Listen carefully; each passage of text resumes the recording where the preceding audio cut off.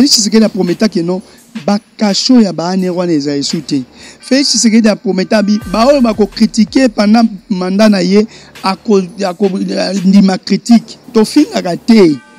Mais tozakande na ba argument ya ko critiquer oya mabe ya ko remettre vérité, c'est ce que nous faisons. Ba ko reprocher moi na mboka Jimmy Kitenge nini parce que biso ba communicateur ya PPRD pe ya FCC toya kande na ba argument na ba plateau asa citoyen congolais ba ebi esika là parce que c'est un responsable ba ebi esika ki na koluka moi kwanga. Mais pourquoi pas ceux qui muto commettre acte basa na lokola basala ya batu na bango ya pouvoir ya ko inviter bango ba enlever ba kenaye mais ba e ko zongela mutuka na ye ba memi yango kuna intention nini, c'est-à-dire bazolinga ba créer motif oyo baluka ko kwesela ndeko na biso toyebi tozo alerter communauté tant nationale qu'internationale régime oyo komi na suka azo matsani biso mafuta et abosana te que non jeunesse basimbaka yango te likamba Jimmy Kitenge tokotika te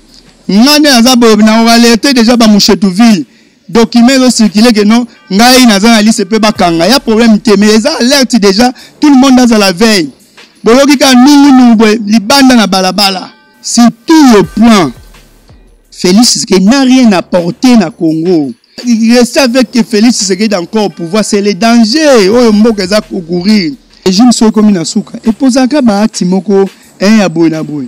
Jimmy Kitenge comment na gaete Jimmy Kitenge ndaza na te azana bato balandaka ye azana bato balingaka ye ki pala moto na zabo comment na nga ki pala moto te nazana bato nazana base eza simananga to senga soki oya ko contre biso na vérité et non na mensonge ba ko bimisa ye mama soki bakanyi na lobi mutu musuza oloba et mutu obanga pe azata est-ce que yo mona nga sa interview na obanga na obanga ta to mona ba député bazaka eli parce que ba fingaka Kabila mais après kokota na perchoir ba bunga ba commencer ba théâtre ba finga ba obima binisi ça exemple à Eliezer Tambwe mi si ces obima na plateau mponga tanga na ba kombo a mi si ça ta ko finga Sadar bon mais lelo ke nekuna les plus corruptibles ya comment le roi porte-parole a Félix Tshisekedi attaque Kabuya lo ba esubongo te ah sur 2023 ta so ba tu ba voter quand on disait que na Kabundi na Kabuya ils ne sont pas à la hauteur. Est-ce que Batouana bandima kabiso? Mais le temps Kabundi lobi babiloko ya fond, Kabuya a répliqué na biloko ya balabala. Bongo Kabuya nde ozana banda kotongi. Bongo zo osala kapi. On ne peut pas construire un grand pays comme le Congo dans les mensonges. Franck Idongo abima na prison, acte né à liboso asala. Oh non, je vais aller porter plainte contre Joseph Kabila parce que a touché des salaires. Mais aujourd'hui, avec qu'on rejoindre avec qu'on comprendre, Alobi même, il est allé plus loin que non, mieux vaut Kabila que le régime a fait Tshisekedi. Au lieu de chercher à apprendre, l'IDPS n'a pas tout naïe, babane besoin de temps à diaboliser, il y a multiplier ba mensonge, ba fausseté contre Kabila. Donc Kabuya yé mon kwatala ka ba vidéo naïe, o alobaka Kabila tali. Amoni esika kotika pouvoir te, avec kotika IDPS Kabila za sérieux. Mais lelo kaka Kabuya wana komi koleka na média. Kofinga lisusu kam mais il y a que bakanisi ki ba congolais bazama elete soki yo lobi ke no Kabila sala ki bo mais yo sala malamu congolais nda ko apprécier yo bandaki na lokuta ozo continuer na lokuta pe okosuka na lokuta.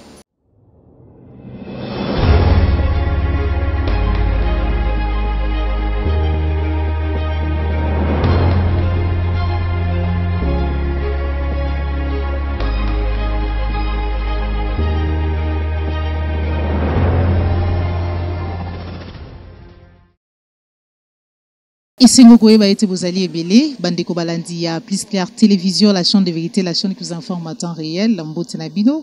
Merci na Boulingo Bozali pour renouveler na Katia la chaîne de vérité. Merci na confiance, merci na Nyonso Bozali pour ça de près ou de loin pour la Plus Clair Télévision. Voilà pourquoi Mukolo Moalelo, Ngai Maman Joël Kombe na Poussani Pembeni ya Ndeko, Mwanamboka, qui parle moto, Wazali Bongo Moko, Yabai PPRD, communicateur, et Longo Naye, Ndetoko Solo, la Mami Matali Mboka na Biso, République de démocratique du Congo, mais kasi trobosa na te ete nangonga o tozali ko solo la mwana mboka Jimmy Kitenge azali bongo na baloko ya ANR. Qu'est-ce qui se passe? Troposa déjà pembeni na ye pour ete tozwa réaction na ye face na mazali kolekana. Mwana mboka ekipala moto Nestor, communicateur ya PPRD mbote na. Mbote mama. Boni PPRD, vous allez résister le lengeni face l'enlèvement ya moko na bino na kombo ya Jimmy Kitenge. Vraiment maman ezali pasi mingi na régime oyo esala ba promesse ya crédibilité ya état de droit, ba promesse ebele na ba congolais, mais lelo sur tout le plan de l'opposition, lelo bazali na pouvoir oyo nyonso tout ba prometa na ba congolais ezali oyo bazali ko sala te tokozwaka na contexte ya national biso en charge de communication Jimmy Kitenge ba prometa que non Félix Tshisekedi a prometa que non ba kacho ya ba anerwa na ezali soute Félix Tshisekedi a prometa ba oyo ba ko critiquer pendant mandat na ye ako ndima critique parce que biso éducation tozana ngona PPRD to finga te. Mais tozaka nde na ba argument ya ko critiquer o ya mabe ya ko remettre vérité, c'est ce que nous faisons. Mais national Jimmy Kitenge azalaki invité et pas ya confrère Nabino Meda na CCTV pour un rendez-vous des auditeurs.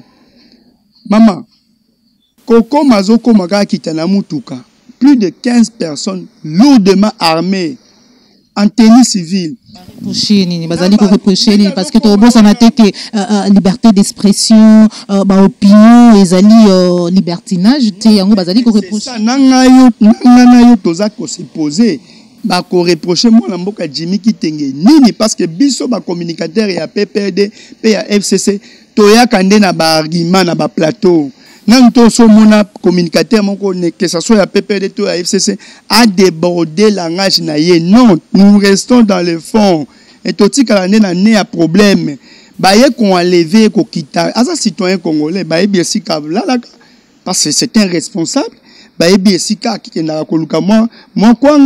pourquoi pas ceux qui m'ont commettre acte basa lokola basala batuna bango ya pouvoir ko inviter bango pourquoi ko enlever mutu na ba intention ni heureusement kutu azalaki na moi pire petit na moko bo s'échappaki. C'est alors que non ma comprend que on a s'échapper, c'est-à-dire il va communiquer que non il a été enlevé.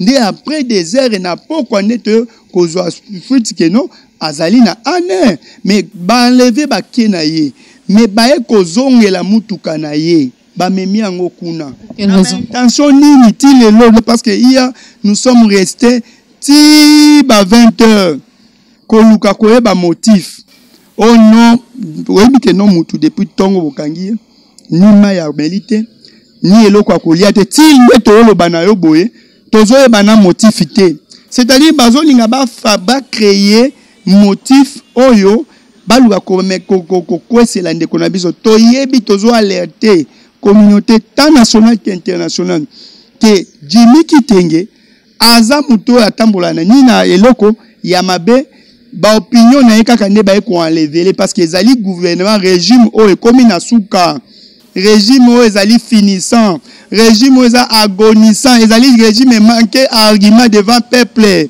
Au comment on a fait Tshisekedi parmi ba promesse na ye pas plus longtemps possible ataka ko promettre biso ba sigele ti lelo tozela 6 millions kenda ayaki ko sangisa ba étudiant à travers ba ministre na bango ministre à transport ministre à enseignement supérieur universitaire que non trans académie ango ti lelo étudiant tambola ti lelo amona trans académie te maman Félix Tshisekedi nga ministre na enseignement supérieur batambola ba université que non wifi et comme il ofele syllabus koteka matete tepe koteka matete eteka matete molakisio akomeka koteka ngo ya ko subir ba sanction parce qu'il y aura de frais de recherche nanga na yo nga naza molakisi pe naza lead délégué naza syndicaliste mais til lelo frais de recherche attends $1 molakisi azwa teti lelo je vous dis c'est à cause maintenant ba promesse oyo bakanisa ki ko rattraper bango te maintenant comme ko pousser batali ba komi na suko comme ko pousser bango ko poser ba acte ozali toujours anticonstitutionnel. Voilà tozali komona liste moko document moko ko circuler parmi bato bazali ko tanga na kati wana yozali oko banga te parmi bato bazolinga ko enlever pe ko kanga siko biso tozoye bisa régime Félix Tshisekedi okokanga biso nyonso tout okokanga biso nyonso tout nde toza boye okokanga biso nyonso tout parce que biso tofingaka te ekobangisa te au contraire azomatisa nde biso mafuta apesa biso courage biso toza ba nationaliste omoni balumumbiste babangaka te fumuki mbangu muséiste kabiliste kabila bangaka ba occidentaux te pour s'imposer na Congo biso contraire apesa biso nde courage mais abosana te que non jeunesse basimbaka yango te po jeunesse tango ebimaka bakanga yango te za lokola mai lokola ouragan likambo adimi kitenge tokotika te ngane aza boye na alerté déjà ba Mouchetuville document zo circuler que non ngai naza na liste pe bakanga ya problème te mais ça alerte déjà tout le monde dans la veille boyoki ka nungu libanda na balabala poto lakisa que Félix Tshisekedi il faut respecter mibeko ya mboka et puis yango tozo senga ye pona valer pe le kumu na ye comme il a déjà lamentablement échoué en 2023 qui nous organise les élections. Dans les cas où il n'organise pas les élections, nous allons nous assumer. Toko appliquer l'article 64 de la Constitution. Toko kende, toko benga na régime na ye. Alors, pour nous honneur, comme à démissionner n'a été, vu qu'il a échoué. Qui nous organise seulement échoué parce que le mal était profond. Kabila Tikimboka o na muzindo makasi. Faudra quand même que Bopé ça ait temps et belé. Quand même, ce n'est pas un clin d'œil. Il y en a 4 ans, on a 5 ans de Bogoluka et des changements. Ça, là, après 18 ans, et gestion. Kabila Tikaka armé na biso 8e na Afrique. Mais l'élo, t'as l'évaluation. Si tout le plan, Félix, qui n'a rien apporté na Congo. Kabila tike les transco des alliés. Kabila tike les Congo Airways. Ezaki au moins 4 avions. Mais même gestion ya tike lo bokoki ko gérer te avion tika ika moko. Bayaki bake ko defa ba avion na Kenya. Kenya botoli bango parce que ba ko quand même eloko défi ozoko quand même ko batela te. Yo Kabila tout tiki ba infrastructure soki lelo basala ba réunion na hôtel de gouvernement immeuble intelligent na c'est Kabila. Banzela nyo surtout Félix Tshisekedi na batunae cabinet na ba ministre na ba gouvernement ba régime na ba tambola ezali Kabila nyo surtout Kabila tika ki kutu yango nde akomi koboma Kabila tika ki Bunagana na maboko ya Félix Tshisekedi mais lelo ba rebelle bazana Bunagana on se comprend c'est-à-dire oyo Kabila tika ki kutu olea batela Ansoko kobatela yango te intégrité territoriale na biso eza mise en danger à cause ya ba accord Félix Tshisekedi azo signé de partout parce que ko se souvenir que non armée ougandaise eza mabele na biso ba armée étrangère eza mabele na biso ba armée oyo kili pire encore il est allé faire adhérer le pays na Afrique de l'Est banilotique o ba enviaga ka richesse na biso mabele na biso makambo même Mobutu a salate Musée a salaté, Joseph Kabila a salaté, mais Félix Tshisekedi a sala yango. Donc c'est-à-dire, rester avec Félix Tshisekedi encore au pouvoir, c'est le danger. Oh, mboka courir. Alinga ki azala na pouvoir nyon surtout, yango renverser ka majorité. Oh, Kabila a bloqué. Oh, FCC a bloqué. Kene ko tout na Félix Tshisekedi, nana zo bloqué au lelo. Parce que Olinga ki parlement et le baka esusute. Olinga ki nyon surtout rotina bango commandé bango basali.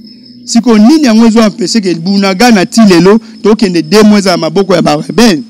Ni ne ont empêché que Congolais aillent à Malamouté. Ni ne ont empêché que non Congolais en insécurité. Ni n'y a pas mabé ni n'y a Kabila atikaki oh yozoko aussi c'est-à-dire ezali incompétence de gestion. Parce que quand on n'arrive pas à bien gérer, les mots est clair, c'est les compétences. Alors si on dit que non, le régime a échoué. Est-ce que tu fini mutu? Est-ce que tu tongi mutu? Mais ils ont soit bango ponani. Tala bango oyo bakenaka kofinga Kabila lobby.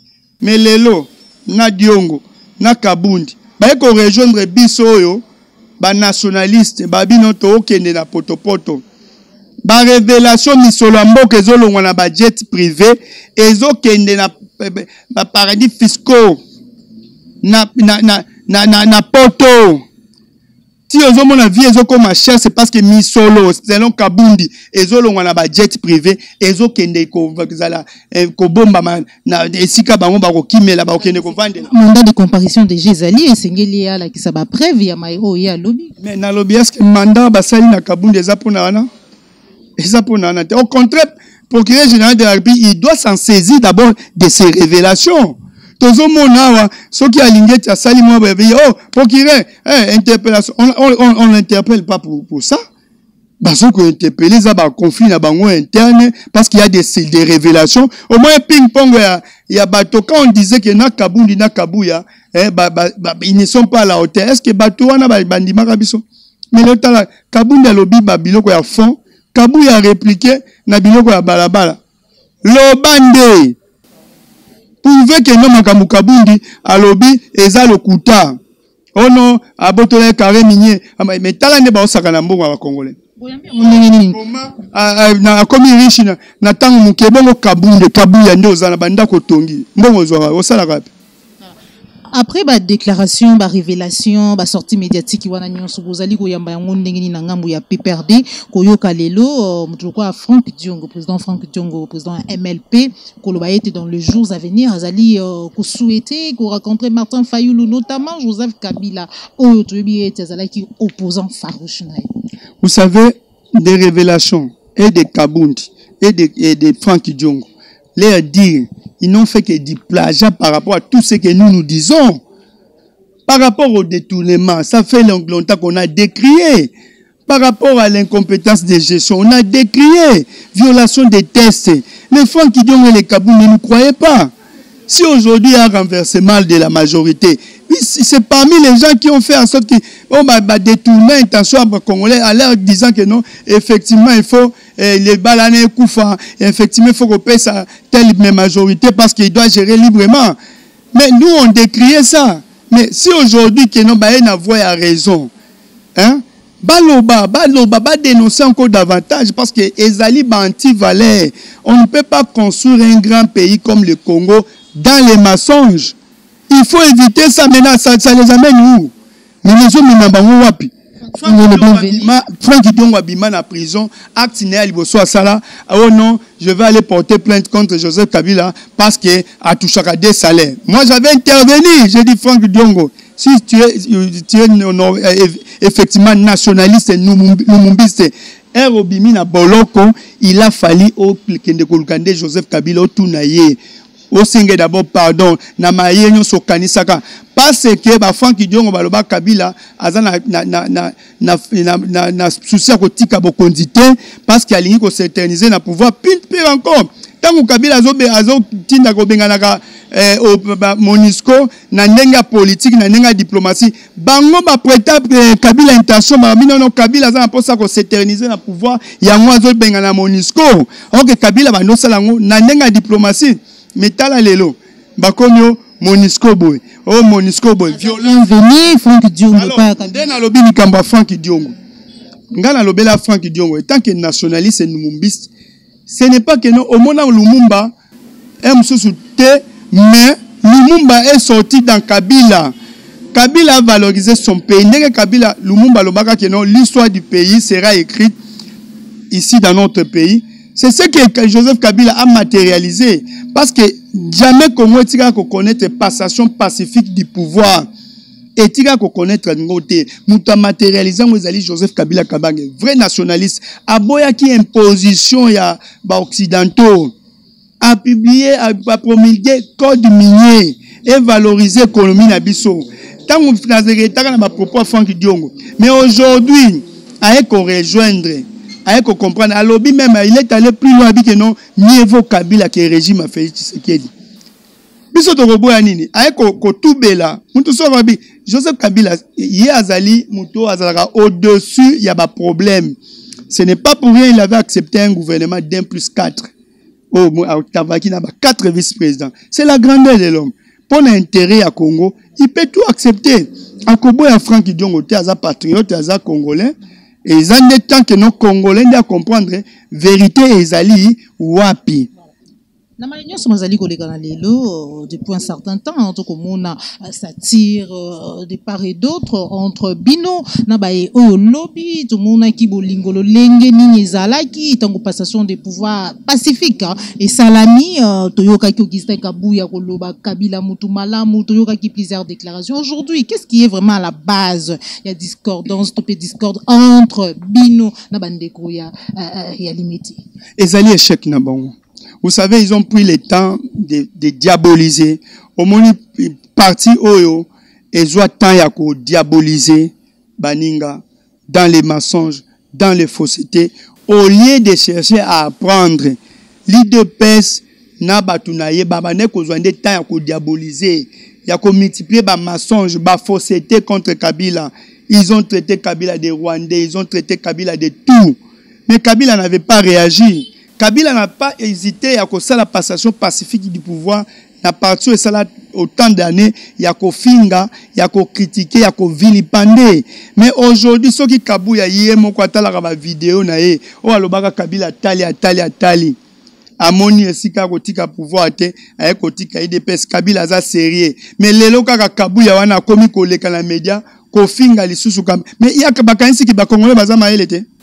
Mais ma Congolais ba moni ba omona ba théâtre wana.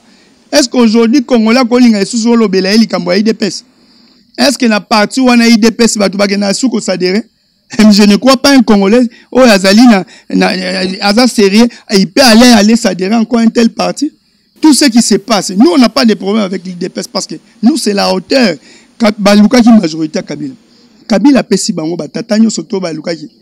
Batata nyo soto pesi bango. Mais à s'appuyer dans la jeunesse, net ngai bona. Yo kasi na la Kabila ni pour la bon. Non, c'est idéologiquement. Je sais que non, il faut qu'on sauve Mboka. To sauver Mboka na ba valeur. To sauver Mboka parce que ba opesa ngai Jeep, ba opesa ngai misolo, ba opesa ngai Porsche. Non. To sauver Mboka na idéologie. To bi que non, il faut pas ko lukaka ko dépendre na mundele. Il faut to lukaka non to vivre pe na makamu na biso moko. Ndi ango mona Joseph Kabila azaki fier ya kovanda azaka pe fier ti lelo ya kovanda na Congo. Ya kovanda na Zamba na Kingakati. Oh ezo pesa bato ebele bulu ekole basamba banyama na zo bazo détourner misolo ya l'État. Oh Kingakati fait comme ya l'État. Bongisa nanu ozo gérer. Zo ezawa somba banyama chamba tu babatela. Mais bozo loger ba misolo na bino na poto. Donc ce sont moni mingi basala ezaba faux fouillant. Ya moto benga ngo incompétence. Soki yo lobi ke no Kabila sala ki bo. Mais yo sala malamu. Hein Congolais n'a ko apprécier. Mais Congolais a commis koza na posa ya Kabila. Parce que yo bandaki na lokuta, ozo continuer na lokuta, pe okosuka na lokuta. Mais yebi sangai. Aujourd'hui, on peut comparer l'Issoussou, ou bien on peut comparer l'IDPS na perdre. Na qualité, y a jeunesse, y a parti. On connaît que non, aujourd'hui l'IDPS est là et le côté est vide. Tout le monde a une révélation à Moubake. Et puis, la révélation, aujourd'hui, c'est insécurité. Oyoki, la révélation, Major Rwana, Willingoma. Oh, ça, la révélation, IDPS, depuis qu'ils étaient dans l'opposition, Babanaki déjà collaboré na Félix Tshisekedi. Si Banaki kozala loger pendant qui bazana pouvoir bazaki loger à plus de 14 mois. Si le Kabuya na IDPS ba ko sala démentité. Insécurité tozo mona lelo ezana né un problème parce que déjà M23 Joseph Kabila a bataki yango na Arsenal nango depuis 2013 reconnu par Félix Tshisekedi na discours même à Brazza. Mais boni eloko okutaki yango isusuté 10 ans après ba ko ressurgir. Ba ko zonga et puis ba monisco to kumisa bango abi bazana armement moko ko leka même ya mapinga na biso. Oh mais ba uti lisusu wapi. OK, il y avait des accords même. Ote komona que non Félix Tshisekedi oti ko tinda délégation moko et pas Museveni. Oyo ministre a été père ministre qui n'est pas sectoriel a qui ko représenter mboka memi délégation oyo azo trembler liboso ya Museveni Kaguta. Oh non, sans vous, il n'y aura pas la PAS. Mais comment déjà un gouvernement est responsable censé protéger Mboka, azo déjà ko fléchir parmi bateau baza banguna. Baza banguna na biso. Voilà. Vous allez toujours une émission à Bisso, mais Lelo, Toyoka, président de la République, Félix Antoine Tshisekedi Koba était Kabila Azali Bongo Mutuo, Azali partenaire Naebi Sikawa Pekena ko puiser expérience. Tant Mususu a Kendeki Kabila a expérience, il y a Bokambi Amboka parce qu'il a dirigé ces pays pendant 18 ans à Kinagako Yoka, Gozoaba Conseil, expérience le Lengi Alobaki. Pourquoi pas il y a Kabila donc nationaliste pour nous sauvegarder, pour sauver Mboka Oyo. Il y a Meta qui déjà fan à M23, mais peut-être par erreur, je ne sais pas par quoi encore, Félix Antoine Tshisekedi a signé qui n'a pas accord. Les Lombo Ezali na Libulu, Ezali Bisika, Ezali le Lengo Butuko ben sécurité. Pourquoi pas venir en aide pour aider à aider tout la situation parce que ça fait déjà plus de 40 jours Bunaga n'a toujours sous contrôle il y a M23. Maman Nabiso, omoni na mokili kobosa na rapé ici ko otité. Na mokili kobosa na bola mo pété. Na mokili ko chanja pe maloba tepo ko rattraper yo. Félix Tshisekedi a sala discours à 6 minutes pour montrer aux Congolais que non, c'est Kabila ou azali élément de blocage. On a ma réalité électorale oh bah pesa qui est bokondi comme président oh bah pesa qui Joseph Kabila na famille politique une majorité na ba institution mususu maintenant ngana to mona discours à 6 minutes ya kolakisa na ba congolais que soki mboka zo marché te soki na ko travailler te eza pona donc là ko bloquer Kabila est-ce que au mona Kabila a réagi ça qui Bazu majoritaire ba renverser ngona misolo ya moka depuis toi zaki eli na ticket ya PPRDP ya FCC ye wana koma kote patepa lelo na parlement et comment ka député à mot d'ordre soki ka mwa mbongo ekitiba ala eloko aboyelekana ekei est-ce que moka eza sous na valeur nango Joseph Kabila tika nyonso ake avandi ne na zamba azo sabilanga na Maman Olive azo sabilanga Ozomona hôpital ba otiko no une station ya initiative plus na boulevard. Pona ba congolais bazala décomplexé na kokenaka kozwaka ba soin na poto. Ba kozwa ba soin. Omona espace monde ke na Kingakati. Wana komi lokola oza na Texas na poto meza awa na mboka na biso. Baboyi nyonso bazolo na bilango mona mama Olive na pondu na mutu. Aza utiko buka aza kolona bitolo na ta kolona po lobby ba congolais faut ba vivre libumu. Ezakana limbumoyo kakate mais Joseph Kabila aza mutoyo azakana auteur Joseph Kabila il est grand en esprit kolobate atika ka ba congolais na suspense na passe lelo Félix Tshisekedi azwa ba parrain mususu ba partenaire mususu bomona yaka na ba Kagame tina marti ba betele yo nani oboya Kagame oyo na batuna Félix Tshisekedi alors Kagame azali partenaire privilégié même ake ko signé bakona Museveni akende na Angola mabe akende na Afrique de l'Est mabe mais ok abosa nkeno ezana koko moko aza suka mboka yende ayebi batu wana soki abane kozana ba réserve na bango parce qu'il savait que non banguna ya ba congolais ezaka ba auto kabola bango ba frontière alors il faut qu'on vivre na bango na distance bayeba pe obiso to kanisa te yango Kabila à l'époque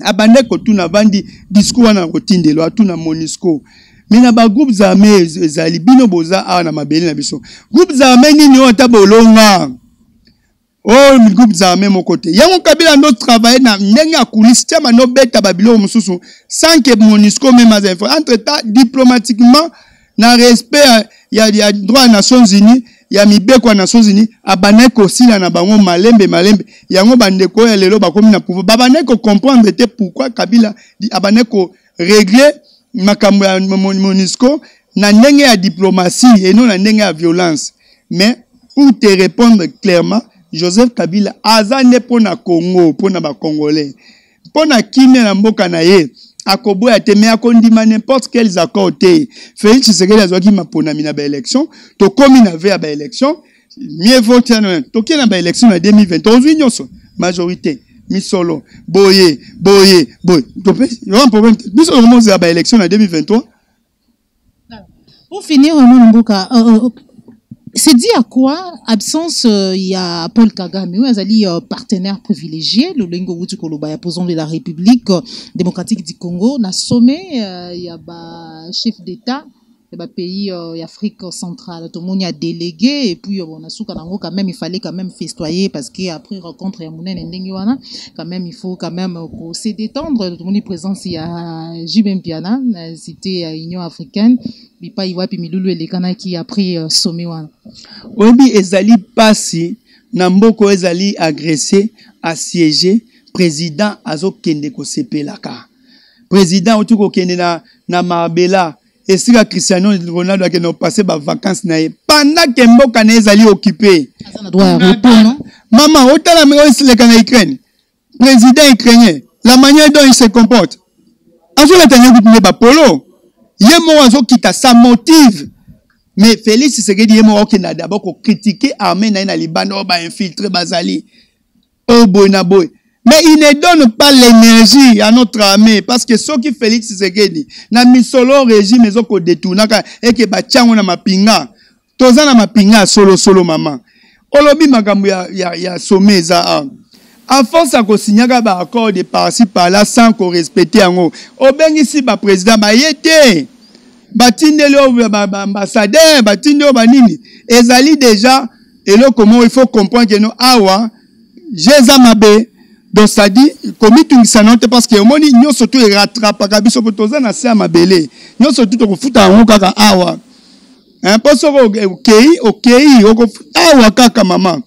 C'est-à-dire jouissance et ndiango eza ko caractériser régime oyo ko sepela ko tourner les dos na ba souffrance ba congolais problème réel ya ba congolais régime oyo et chaka makanicité on ko confronta OK pa na micro ba la dire otuni bango problème réel ya ba congolais régime oyo ko tika ko tiango na mesa te po Kabila ba na ko bloquer le loi bloquer sous te. Ba conseil des ministres Félix Tshisekedi est mon patron. Il n'y a même aucune résolution pour le peuple. C'est ça le danger. C'est pour cela que nous sommes dit, comme nous sommes les respectueux du test. 2023, Félix Tshisekedi organisé une somme à Ponami. Mais ma Ponami n'a n'importe quelle sénité. Seigneur a kadimate. Il y a quoi Félix cité. Félix ma Ponami n'a coup consonné au thé. Oh, il y a moi comme il y a et comme le roi j'ai des dames. Té, wana té. Parce que kadi mana bureau ne wana eza bureau union sacrée. Ku consonner wana ba komo sala ba jebo eza ya bango. Donc na mapona na seigneur na te ni na ku consonner ote. Donc ça dit il y a des préalables parce que déjà dès le départ parce que nous disons quoi?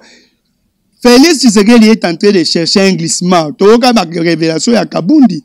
Biso tango to net ko décrire ngo bato banon dimate. Mais glissaka glissa pétro. Non, pas na premier tour, glissant na premier mandat, ça c'est de 1. De décis avec glissement, et ça qui volonté, il y a bail politique. Mais pas na premier mandat, vous voyez Kabila 2006, après l'élection de Moa glissé. Non. Donc ça dit, Félix a donc ça forcing. Il dit que non, désignation à Kadima, du début, tina nsuka, et respecter la procédure. Ba membre wana biso ba auto radiaka bango ba manara wana oh non manara o représenter peuple oh biso to radia ekuto avant ndenge ba radia Kabundi ba bengana Kabundi ba mona ono Kabundi na komboka ya liste na ba rondima nde ba kaya bato ba c'est-à-dire c'est ni wana eza ya bango. Donc mais 2023 dans le cas où Félix Tshisekedi n'organise pas les élections au cas pour le discours ya mona mboka Emmanuel Ramazan Shadai ezali une déclaration de guerre contre la population, contre le Congo. C'est-à-dire, on va appliquer l'article 64 de la Constitution. Donc, la population va se prendre en charge pour chasser ce régime. Voilà. Nous sommes arrivés à la fin de notre émission Bandeko Balandi à Plus Clair Télévision, la chaîne de vérité, la chaîne qui vous informe en temps réel. Tout solo là. Mon amboka Emmanuel Ramazani Shadar Galoba qui était on ne peut pas nous intimider mais apparemment intimidation et cause sika c'est nangonga o bozali ko exiger libération sans condition. Il y a mon amboka Jimmy Kitenge au même moment vous allez ko manifester liboso ya aner ceux qui ba bimisi été ceux qui ba libérer été intimidation simbi na lobby au moni régime so comme na suka et posaka ba timoko ya boy na boy. Mais il y a bien ça que non, c'est une jeunesse que Félix Tshisekedi a s'attaquer na yango. force à jeunesse c'est ça le rôle mai serait débordé et débordé aux autres na ba pays et na ba Afrique tango jeunesse a télémaka hein ezaka ke no repekisa surtout to mona muko mususu batu batambola pona tracasserie ba transport hein? Batu tout gouvernement bazaki informé c'est ce qu'il faut craindre parce que la population si elle est maltraitée à travers sa jeunesse, elle va se prendre en charge. Biso tozana bateau, Jimmy Kitenge. Comment on a été Jimmy Kitenge d'Azanate? Azana bateau balandakae, azana bateau balingakae. Qui par la moto nazabo, comment on a qui par la moto te nazana bateau, nazana base eza simananga. Soko wani ko maltraiter biso par rapport à la vérité. Parce que to senga soki oya ko contre biso na vérité et nous na mensonge.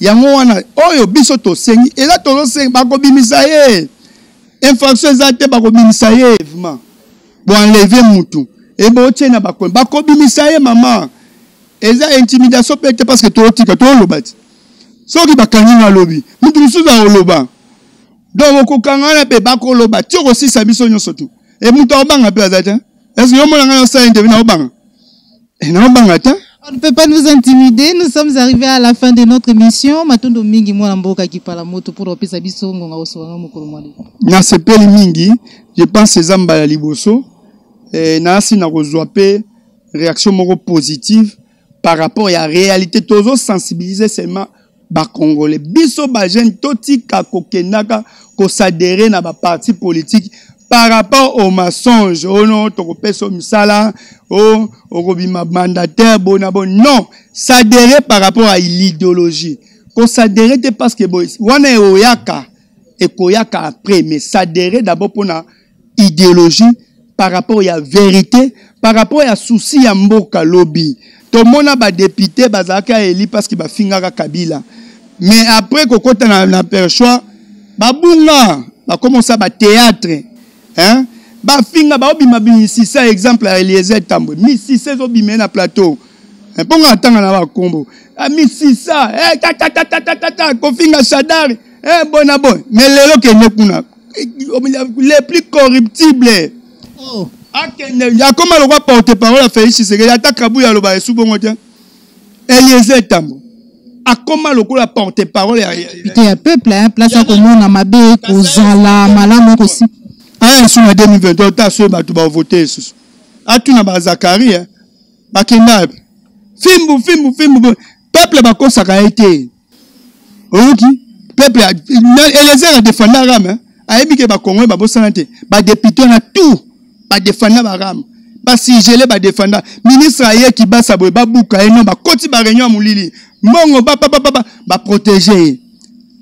Un Kaboun a témoigné, hein?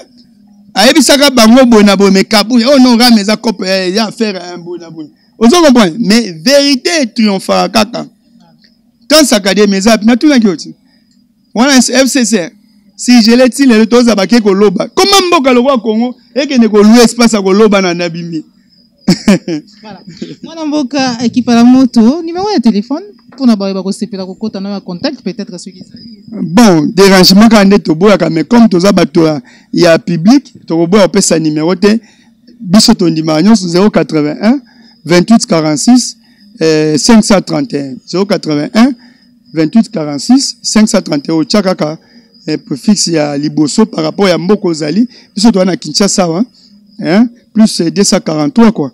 Allez, 81 28 46 531.